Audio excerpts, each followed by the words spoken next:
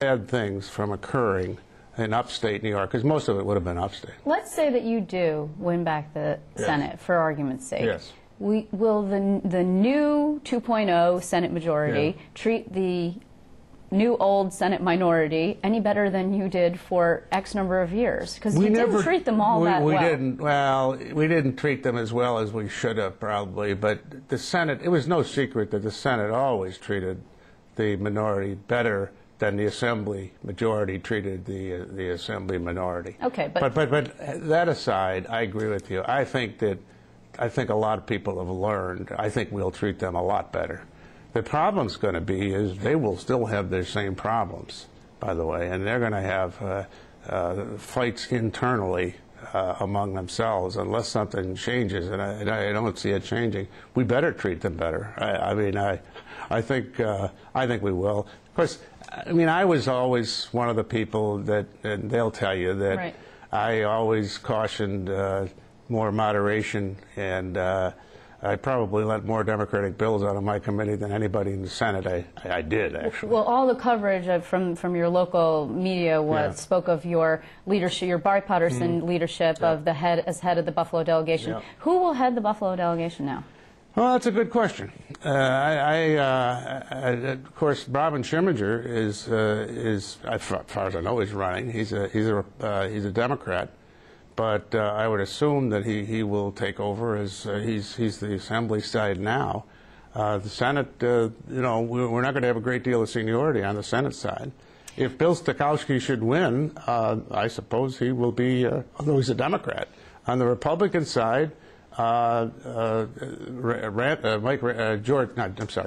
Maziarz, if he runs, and I assume he will, he'll be the senior guy. I mean, one of the things you should know about Western New York, at one time we had more seniority than any part of the state.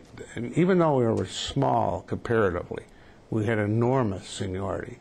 That's why we were able to do so many things. The unfortunate part of it is that the funny part of it, most of the business community in Buffalo and the media, the newspaper in particular, never really understood it. Do you think there's been some considerable speculation, actually, that you might be the start of a movement of a number of senior senators coming out the door? I mean, what about other people who have difficult times? OJ, Senator Owen Johnson. What about Ken LaValle? What about Maziarz? We haven't heard a re-election announcement from. What about all these people?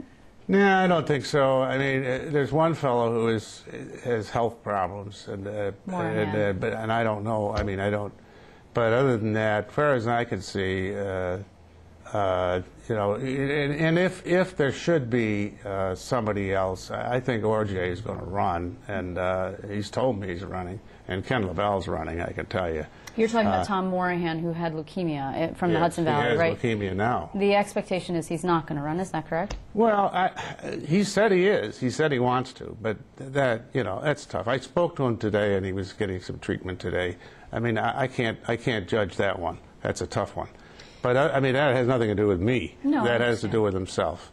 And we don't know. I mean, but as far as I know, other than Vinnie Leibel, who's already announced, I know of nobody else who is not going to run. Just looking forward past after you depart from Albany, what's your outlook? I mean, it seems to me that, particularly in the wake of the Senate coup, what we saw last week with Kevin Parker, the decorum and the camaraderie and the feeling in the Senate is just, there are senators who say they are embarrassed to be part of the institution. What do you see going forward? Is it no longer a laudable thing to even be an elected official in Albany? Well, I think it certainly has deteriorated, and the real thanks goes to the city, because it's the city that has sent us some people who have created more havoc than anything.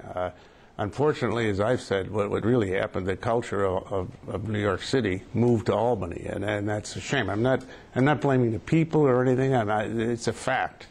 And you know, what's happened is that the civility has changed. The New York State Senate has been recognized for years as the most progressive and the toughest group in the country. We were considered for years as the people who moved ahead with things. After 9/11, it was 9/11 that changed things. I'll tell you right now. New York City is still reeling from 9/11. They have not recovered entirely from 9/11. And after that, they needed desperately more money. They've still got the problem with the World Trade Center. They haven't been able to deal with that. And I personally believe that that was a incredible change in the whole process. And we'd better be careful, because we do not want to end up like the New York City Council, which you know, the people that run that are former council people who now are staff. That's the whole problem with this idea of term limits. You end up with staff running the legislature, whatever it is. I mean, remember something. Although they criticize us for not passing budgets on time, the last federal budget passed on time was Bush 1. I mean, but see, nobody pays any attention because they just keep printing money. And they have a $13 trillion deficit. I mean, it's beyond belief. Let me just ask you this in parting. Will you miss it? Oh, of course. Still, with all of it, I'll miss the people. I'll miss the staff. I'll miss the end of the session. And you know what I'll miss the most is being able to do things for people. And I mean that. I've thought so often about this that if somebody calls me and they said, this bureaucrat is, you know, and I could call that guy up and say, hey, what are you doing? You know, and make that person respond to my constituents. Well, it has been a long run for you. Oh, yeah. And good luck in the future. Thank you. Thanks for Appreciate it. coming in, Thank Senator you. Dale Volker. I appreciate it. Thank you. Take care.